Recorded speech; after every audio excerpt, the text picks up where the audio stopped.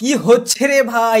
আবারও ভারত আর অস্ট্রেলিয়ার মধ্যে খেলা হতে চলেছে, তাও আবার ফাইনাল ম্যাচ।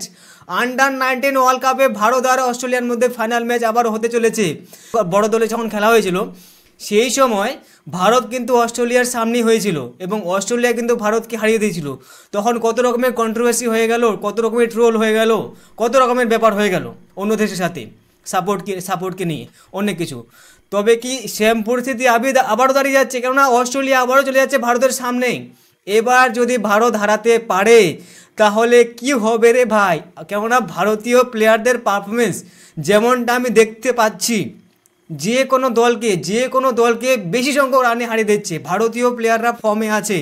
তবে অস্ট্রেলিয়ার যে কালকে যে খেলা হলো, অস্ট্রেলিয়ার পাকিস্তানের মধ্যে খেলা হলো, সেই খেলার মধ্যে দেখা হলো যে এখানে অস্ট্রেলিয়া কিন্তু হারতে হারতে জিতে গেল, হারতে হারতে। মানে পাকিস্তান কিন্তু ভালো খেলেছিল, মানে 179 রানের টার্গেট দিল, কম রানের টার্গেট দিল, কিন্তু অস্ট্রেলিয়ার প্লেয়ারদেরও কিন্তু অবস্থা খারাপ করে দিয়েছিল।